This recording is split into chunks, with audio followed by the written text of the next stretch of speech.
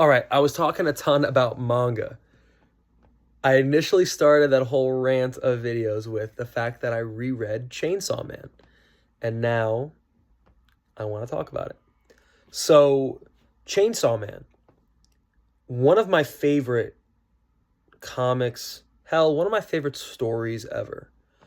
Ever since I read Chainsaw Man, I want to say end of high school. Yeah, about the end of high school. I gravitated to it so heavily. I loved the world, the dark, horror inspired aesthetic. I loved the character writing.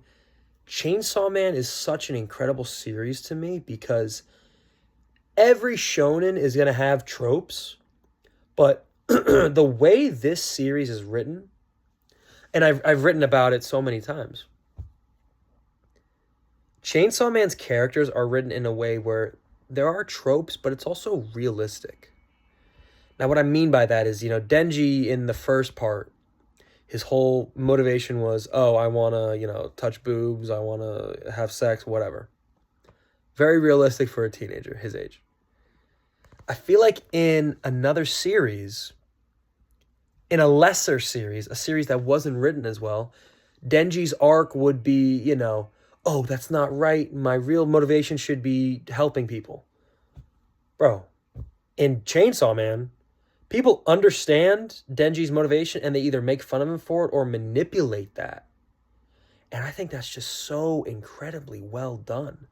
Because even looking at how Denji is now at the time of this recording, he kind of goes back and forth from being like, hey, I'm not going to let someone, put a carrot in front of my face and control me. But meanwhile, a pretty girl will tell him to do something and he just, you know what I mean? At least he's becoming self-aware, is what I'm saying. But this series is incredible. And it's so intriguing to reread it. Because I remember when part 2 was actively coming out. And it was great, but it was very frustrating. Because for those first, minor spoilers, nothing crazy. For the first couple chapters, you don't get Denji. For the first, maybe 3 or 4 chapters of part 2, it's Asa. And it might as well be not a completely different series, but you could argue she is the main protagonist of part 2, which I don't mind. I don't mind. I don't want this to be like a Peter and Miles situation from Spider-Man where one character is kind of propped up to make the other one look worse.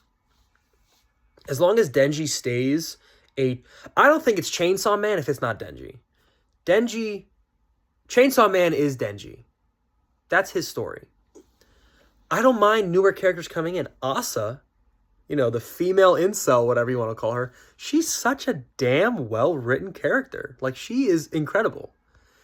And again, rereading the story, the flow is so much better as a diehard fan, reading everything continuously. And the flow was good when I was reading it week to week because I was so interested to see what would happen. But I remember summer of 2022 when that first chapter came out for the new part, I was like, damn it, where is Denji? I was being blue balls and Denji finally showed up. And I was like, oh my gosh, he's here. So again, comparing the experience from reading it week to week to reading it all at once, it's very interesting. And I just can't help but think that Chainsaw Man is going to go down as one of the greats. It is, if you ask me. I could talk about this manga forever, but that's just how my most recent reread felt.